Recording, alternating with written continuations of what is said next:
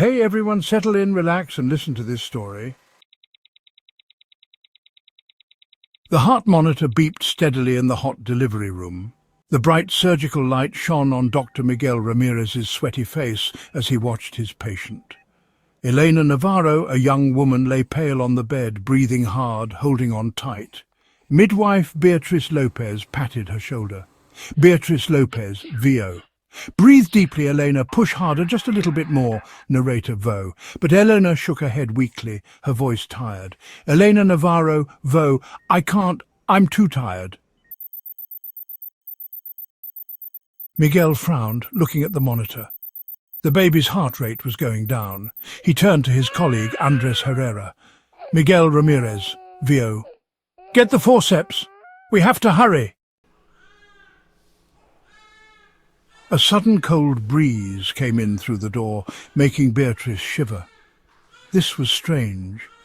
The delivery rooms in the private Madrid hospital were always closed, with the temperature just right. But now the air was freezing cold, and something felt wrong. Elena screamed as Miguel used the forceps to help the baby out. Everything seemed to slow down. When the baby was born, it didn't cry. The room was silent. Beatrice went pale, staring at the baby covered in blood. The nurses were frozen. The silence felt like forever. Then the baby opened its eyes. They weren't like a newborn's eyes. They were sharp, deep, like an adult's. Miguel gasped as the baby stared right at him. Then, in a rough voice, the baby spoke. You killed me once. This time you won't get away. Someone screamed. Clara Perez, a young nurse, dropped a tray of metal tools with a loud clang. Miguel froze, sweating, his hands shaking.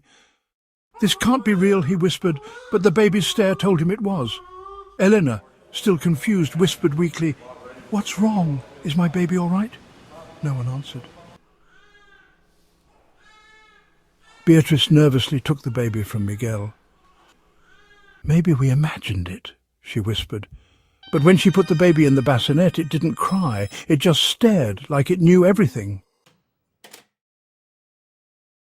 Outside the room, people were whispering. Senior Dr. Salvador Núñez came in, looking at everyone's worried faces. Miguel pulled him aside. Something's wrong with that baby. Salvador laughed, but his smile disappeared when he saw the baby's creepy stare.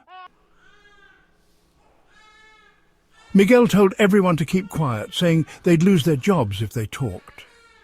But the hospital felt scary. Nurses said they felt cold spots near the babies, saw shadows and heard whispers. Miguel started having bad dreams about the baby, saying, You killed me. Nurse Maria Ortega found out Miguel's secret 20 years ago. A baby named Sofia Gomez died because of a mistake Miguel made and tried to hide. It was the same day Mateo was born.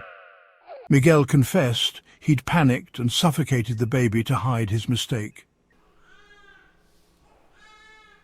Haunted by Mateo, Sofia reborn. Miguel fell apart. One night in the neonatal unit, Mateo made Miguel confess to everyone.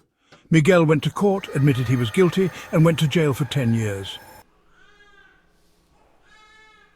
Years later, Miguel, a changed man, died peacefully. He wrote a book warning other doctors to be careful. Elena and Mateo moved on, and Mateo wasn't haunted anymore. The story ends with Mateo, a happy child, seeing Miguel's ghost smiling at him, a sign that everything was okay now.